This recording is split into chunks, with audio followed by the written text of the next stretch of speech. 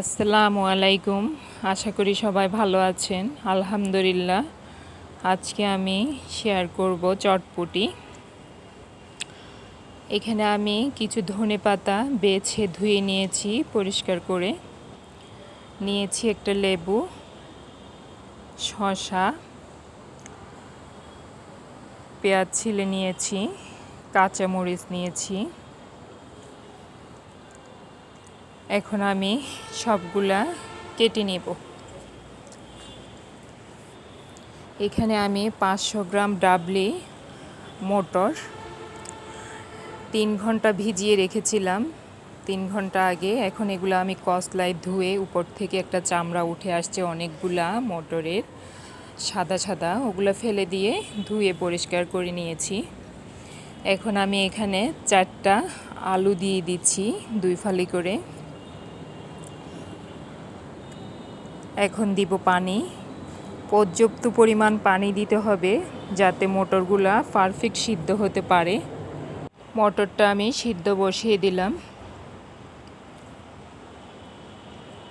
আমার মটর ফুটতে শুরু করলো। 30 মিনিট পর মটরটা প্রায় সিদ্ধ হয়ে এসেছে। এখানে আমি 2 কাপ পেঁয়াজ কুচিয়ে রেখেছি, দিয়ে দিলাম পেঁয়াজ।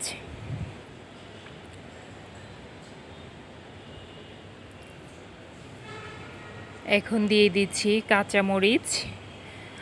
মরিচগুলো 2 ফালা করে নিয়েছি, মুখে দিয়ে কেটে কেটে রেখেছি। লাল সবুজ কাঁচামরিচ দিয়ে দিলাম।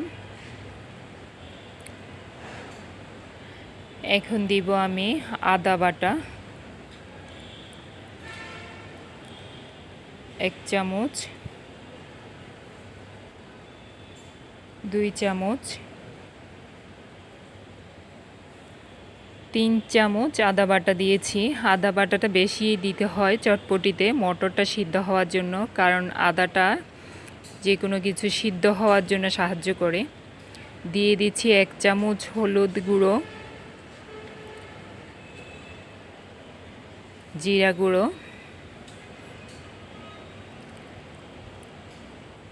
2 চামচ, জিরা গুঁড়ো 2 চামচ। এখন আমি সব মশলাগুলো সেট করে দিব মটরের সাথে নেড়ে।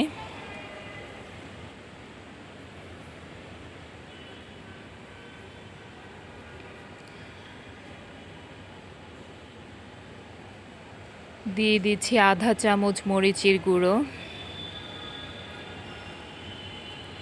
এখন দিচ্ছি লবণ, 2 চামচ লবণ দিব।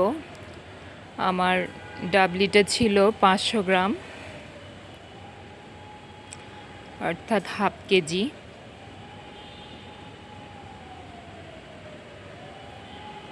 মটরটা প্রায় সিদ্ধ হয়ে গেছে।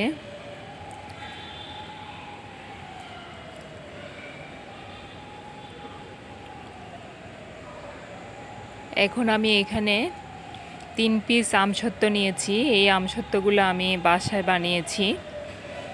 আমি বিশেষ করে চটপটি, ফুচকা এই আমসত্ত্ব দিয়েই খাই। দিয়ে দিলাম 1 চামচ লবণ,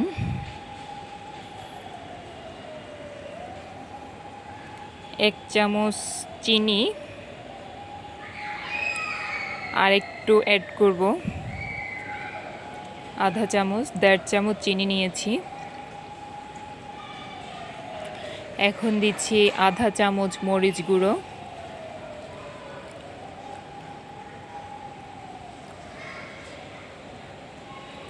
1 চামচ জিরে গুঁড়ো, ভাজা জিরে গুঁড়ো,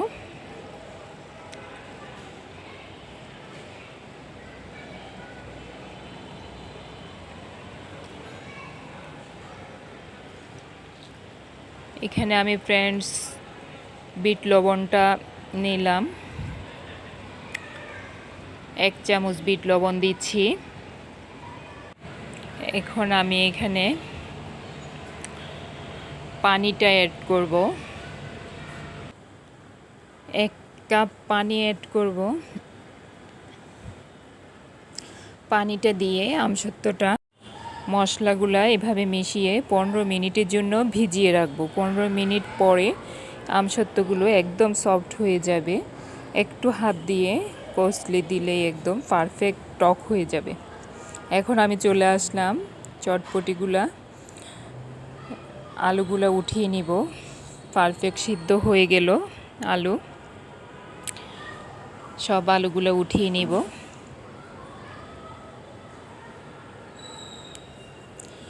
আলুগুলাকে এভাবে চাপ দিয়ে ভেঙে নিব, একদম ম্যাশ করব না, একটু ভাঙা ভাঙা করে রাখবো, আধা ভাঙা করে। সবগুলা চটপটিতে অ্যাড করে দিচ্ছি।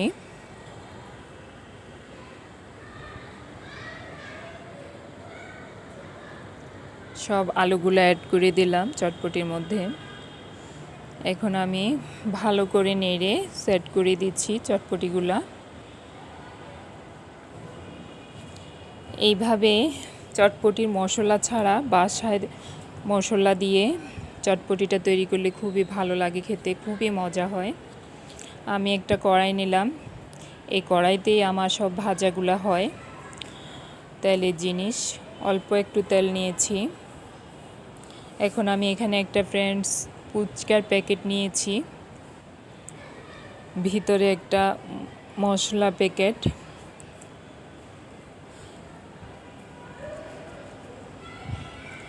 দিয়ে দিব ফুচকা।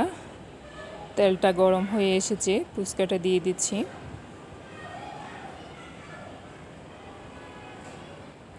তেলটা খুব বেশি গরম হলে কিন্তু ফুচকাগুলো দেওয়ার সাথে সাথে কালো হয়ে যাবে।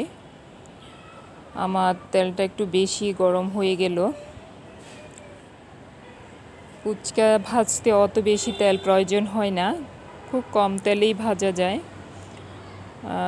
তেলটা গরম হওয়ার পর চুলার আঁচটা একদম লোতে নিয়ে রাখবেন, নাহলে দেখা যাবে তেলটা গরম হওয়ার সাথে সাথেই পুড়ে যাচ্ছে, ফুচকাগুলা কালো হয়ে যাচ্ছে।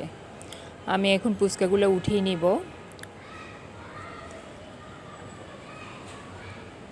সবগুলা ফুচকা এভাবে উঠিয়ে নিলাম।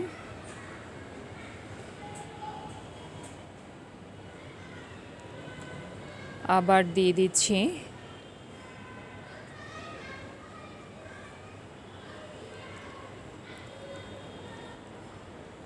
ফুচকাটা ভাজতে কিন্তু বেশি সময় লাগে না, তেলটা যে গরম হয় ওই গরমেই চটচট হয়ে যায়। আমার তেলটা খুবই বেশি গরম হয়ে গিয়েছিল। উঠিয়ে নিলাম, ফুচকা হয়ে গেল আমার সবগুলা ফুচকা ভাজা। যদিও তেলটা বেশি গরম হয়, ফুচকাগুলো কিন্তু একদম পারফেক্টভাবে ফুলে ফুলে উঠেছে।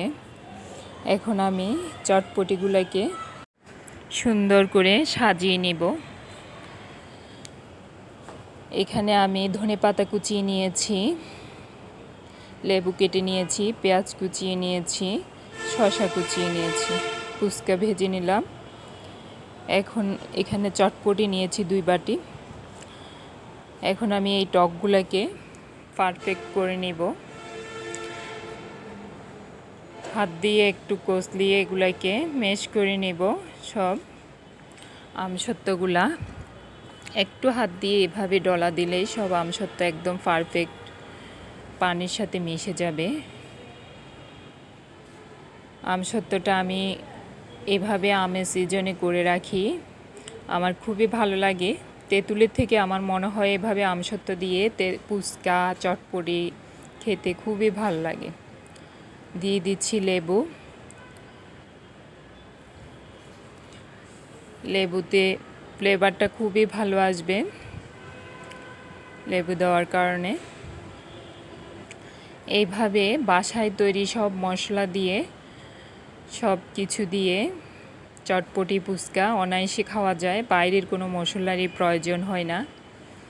আমি এখানে শুধু বাইরের একটা জিনিসই ব্যবহার করব, এই ফুচকার মশলাটা ফুচকার প্যাকেটই ছিল, এইটাই শুধু এখানে ব্যবহার করলাম।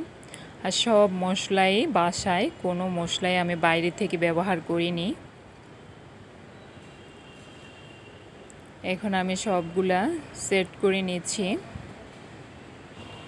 দিয়ে দিচ্ছি একটু পেঁয়াজ, পেঁয়াজটাকে একটু কষলিয়ে দিলাম।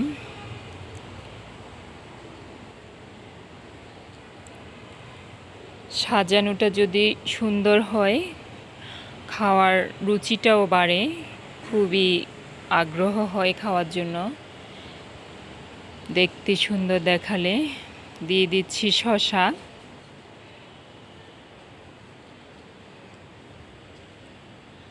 এখন আমি এই ফুচকাগুলোকে এভাবে ভেঙে উপর থেকে দিয়ে দিব।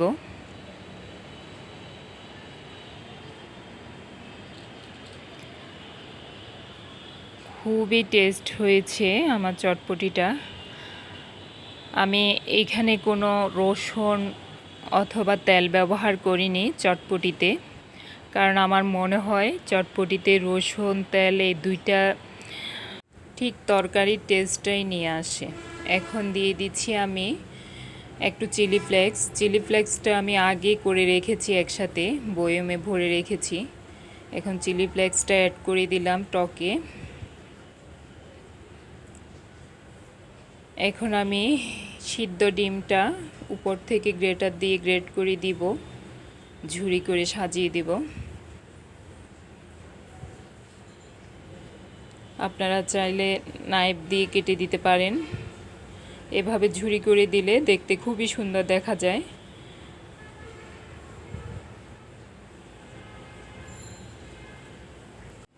পারফেক্ট দোকানের স্বাদ ফুচকা এবং চটপটি পেতে হলে এইভাবে রসুন ছাড়া, তেল ছাড়াই করতে হবে।